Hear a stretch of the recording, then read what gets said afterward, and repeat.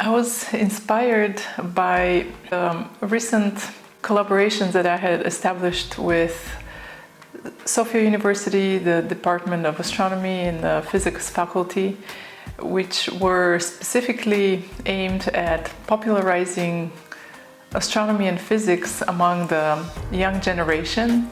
And it was very interesting to me to participate from the point of view of a US scholar into the endeavors of Bulgarian institutions, educational institutions, because I wanted to translate and bring over the excitement about discoveries coming from the Space Telescope Science Institute, especially the most recent launch and discoveries by the James Webb Space Telescope, into this new, fresh, vibrant culture of science, education, and research.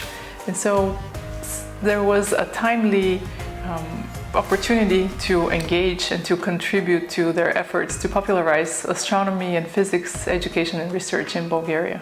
I searched briefly for opportunities. I actually had started to participate in conferences, workshops, giving public lectures, doing just my own informal outreach to schools in Bulgaria and Sofia and surrounding towns and villages.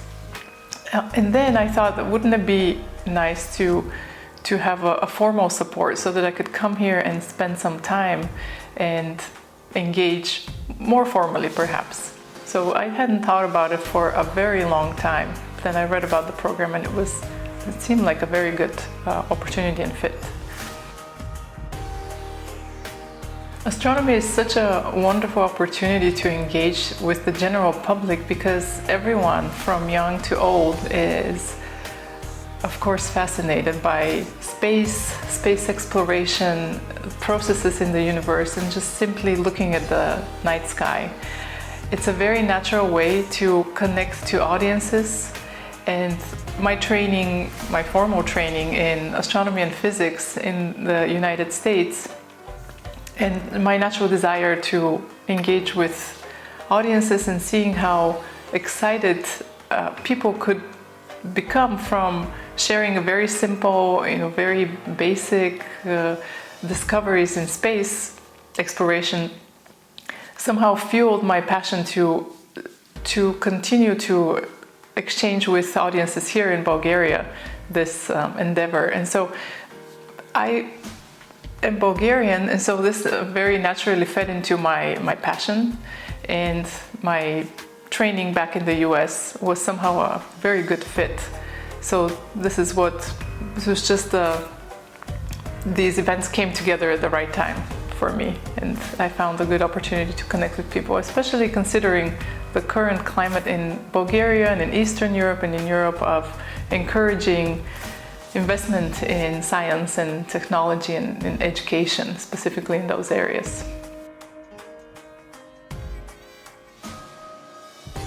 That's an excellent question, because coming from my own background and my own experience as a child growing up in Bulgaria, I had an amazing opportunity to once visit the Rogin National Observatory in Bulgaria.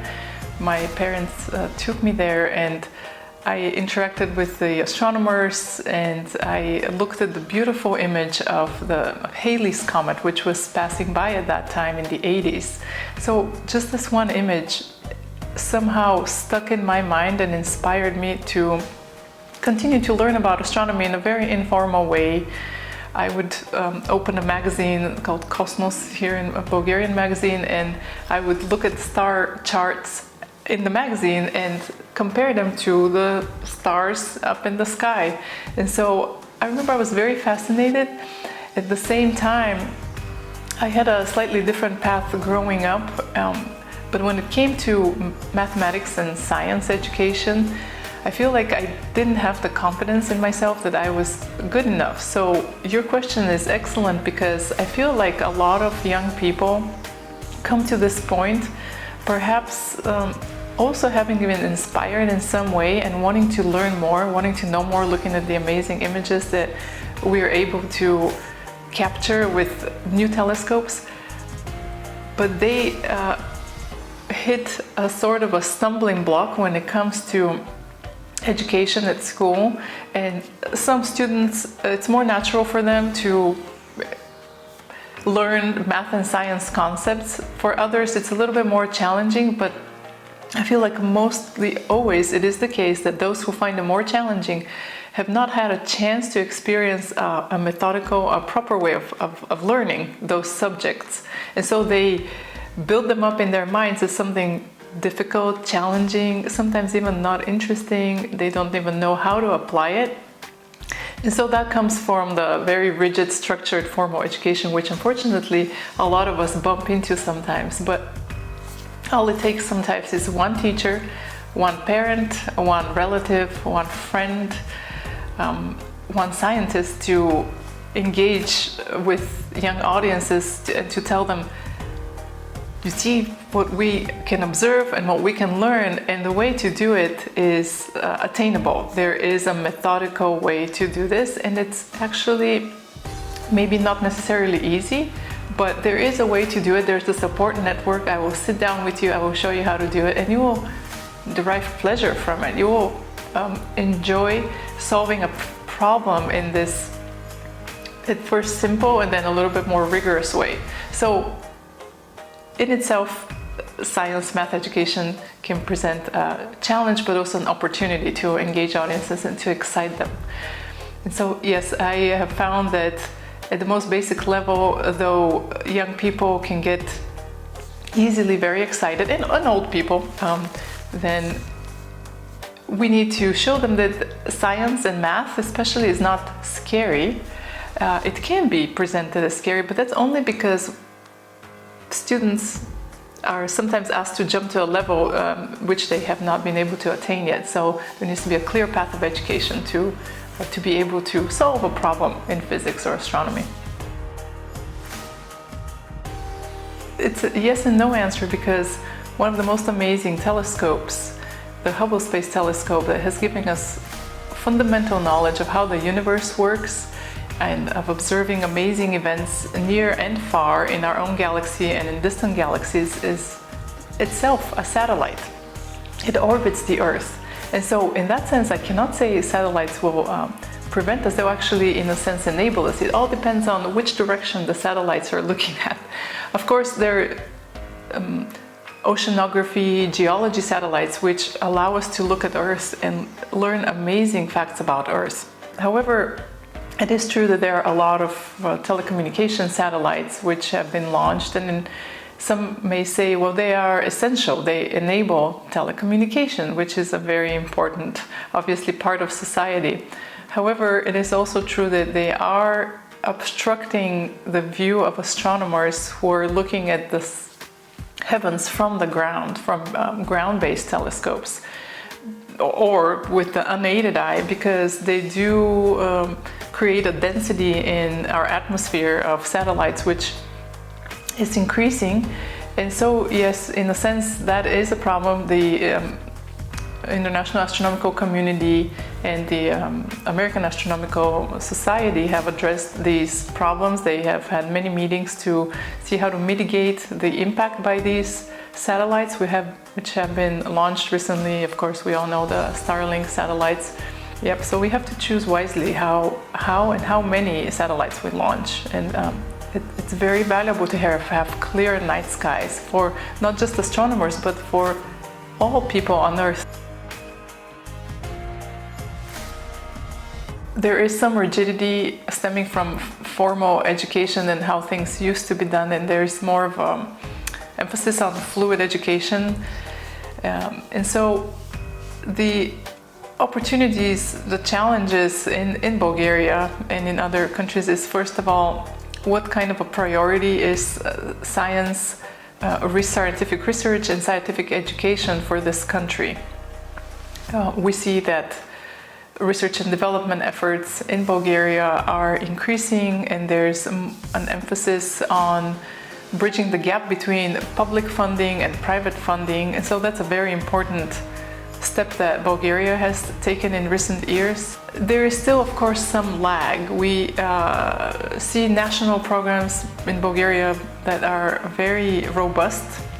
that aim at stimulating research and education and scientific education in the country, and that are implemented from the top, and so they do trickle down. There is some leftover practices and lack of funding for certain educational necessities, like laboratories in high schools, physics, chemistry, biology laboratories.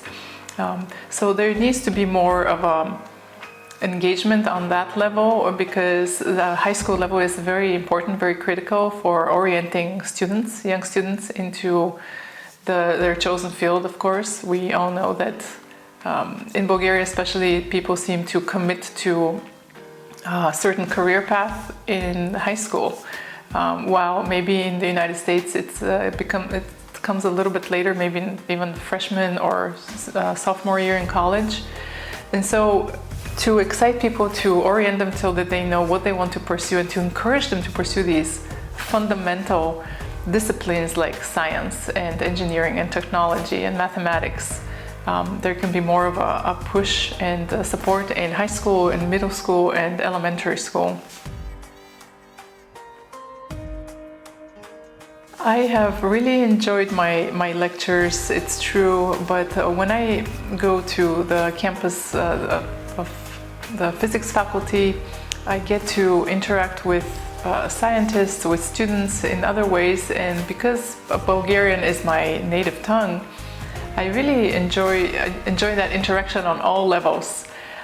I have had the chance to observe how the culture and society has changed after all these years. It has been 30 years since I've lived in Bulgaria, and I see really exciting changes in society and in the business in town and outside of town. And starting from public transport, it has improved immensely from the time I used to live here, which is, I know it's been a great effort to do that, to just a thriving small business culture. I really appreciate that there are small shops on every corner, on every street, perhaps too many, but that's okay. I would absolutely advise scholars from the US to come and do their Fulbright in Bulgaria, because I am biased, but Bulgaria is a wonderful country with many opportunities. People here need your expertise,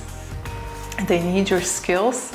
They are hungry for engaging with people from outside of Bulgaria, and nowadays this is a lot easier than it was during communism. So people are very receptive to trends and expertise coming from abroad. Also, of course, Bulgaria is a wonderful country. It's very safe, people are very friendly, and it's very easy to make connections here. A lot of people speak very good English. I encourage people to consider Bulgaria as a Fulbright opportunity, because Bulgaria is becoming an integral part of the European Union, and there are lots of opportunity to enrich both the society here, but also to get enriched yourself by interacting with local people. There's such rich and ancient culture and tradition here. So I strongly encourage people to visit Bulgaria.